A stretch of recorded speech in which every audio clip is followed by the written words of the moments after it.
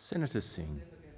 Thank you, Mr Acting President. And to follow on from the great warrior is certainly a privilege to do so indeed. And the fine words that he added to this MPI debate this afternoon, which the opposition has brought in here about the failure to observe the standards of ministerial accountability, a subject which the opposition has very intimate knowledge of. Order. Very intimate knowledge. And how quick, Mr Acting President, they are to forget the appalling record of ministerial accountability in the Howard years, almost like goldfish memories of certainly just not being able to think about anything beyond perhaps 12 seconds, 6 seconds, is it, that a goldfish can hold on to that information? Well, this afternoon is an opportunity to remind those opposite that before they come into this place and start putting forward an MPI on failure to observe the standards of ministerial accountability, that they will have the opportunity to think a little bit more in their memory banks, beyond the goldfish's memory, to the actual extent of the ministerial accountability in the Howard years. Of course, we all remember that when John Howard came into power, he noted, and I quote, "The most important thing any government can do is build a sense of trust, a sense of integrity, a sense of honesty and a sense of commitment to the Australian people." Well, I don't think anyone in this place would argue with that. And of course he followed on from those statements with creating the Guide on Key Elements of Ministerial Responsibility as a really key benchmark against which the conduct of ministers, their conflicts of interest, using power of office for personal gain and other things could be measured. Of course, at the very first hurdle, it failed. The Guide failed in its task. And let's have a little a trip down memory lane where we can highlight exactly the ministers that did fail in the coalition in the Howard years. First, there was Assistant Treasurer Jim Short, of course, approved a banking licence for a subsidiary of a company in which he owned $50,000 worth of shares, the ANZ Banking Group. But Prime Minister John Howard declared that because Mr Short had not been deliberately dishonest, he was not culpable under his set code.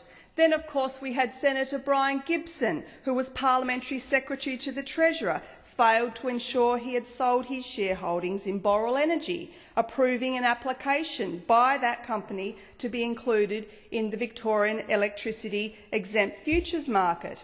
The Prime Minister made the point then of indicating that Short and Gibson both still had his support.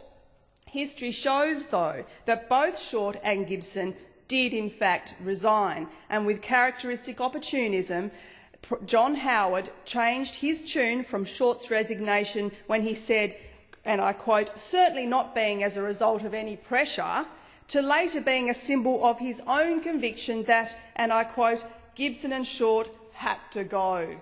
Those rules were tested again when Prime Minister's friend Senator Warwick Parra, the then Minister for Resources, was the subject of serious breaches of the code again. In 1998, revelations surfaced that Minister Parra held shares in Queensland Coal Company, QCMM, even while he was making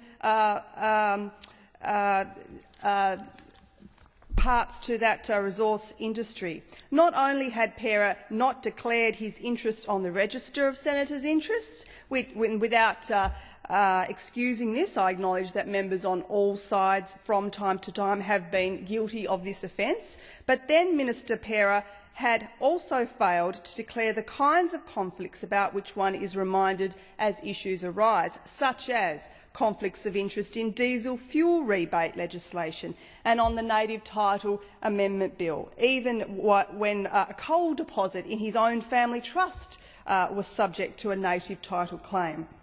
And then, of course, there was at that time a very serious debate about Senator Parra's conduct, and I don't wish to go on too much further about that. But what this whole thing does show, Mr Acting President, is the episode was clearly indicative and was the coalition government's willingness to turn a blind eye when issues of accountability, of responsibility and of propriety were inconvenient to them. Short memories, and memories have certainly come up to speed today through them bringing this MPI into this Senate chamber, which we welcome very much on this side to get on the record, in fact, that complete history of the Howard years. And in fact, because I don't have enough time this afternoon, Mr Acting President, I would like to refer those members opposite to a very good journal, the Australian Journal of Politics and History. And in fact, the article that I refer to is Volume 54. Senators opposite might want to write this down. Volume 54, Number 2, 2008, pages 225 to 247, a very good article by Luke Raffin from the University of Melbourne titled Individual Ministerial Responsibility During the Howard Years, 1996-2007. And in this article in particular, I would refer members to page 228, where there is a very good table that highlights the tests of individual ministerial responsibility during the Howard era. And I could list a number of ministers and parliamentary secretaries that failed that test. Why? Because Prime Minister John Howard was happy to water down his code of conduct, and instead preferring that proof of actual wrongdoing and personal profit arising from misconduct was necessary.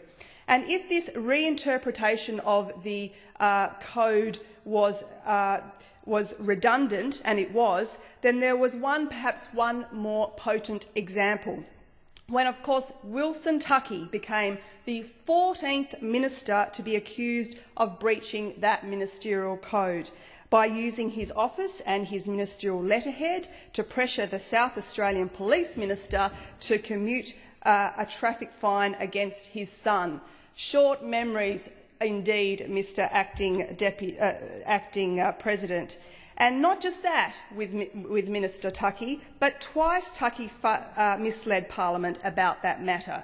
But that was not enough for Prime Minister John Howard to act on his own code of conduct, no, despite admitting that Mr Tuckey had been foolish and wrong, because Mr Howard's standards had now changed to whether or not the minister had actually broken the law.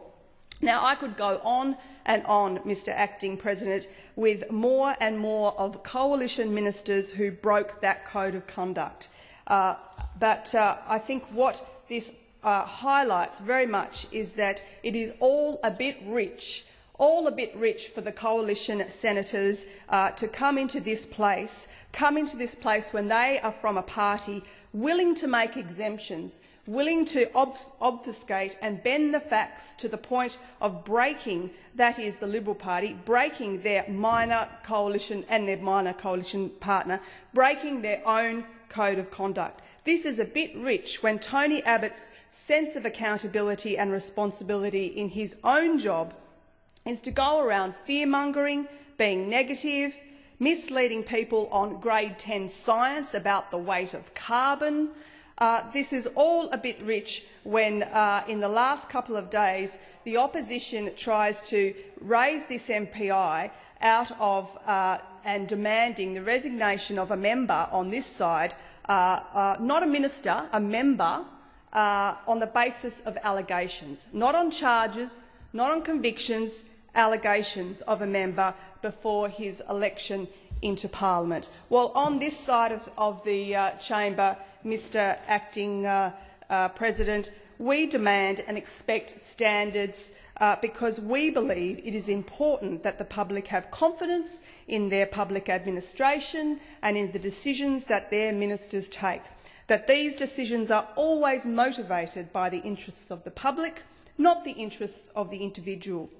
And that is why, when Labor came into power, the Prime Minister announced standards of ministerial conduct to replace the Howard government's failed, watered-down, wishy-washy code of conduct. Our new code of conduct actually takes into account the legitimate concerns that the Australian public had about the prevalence of lobbyists, for example, in modern politics.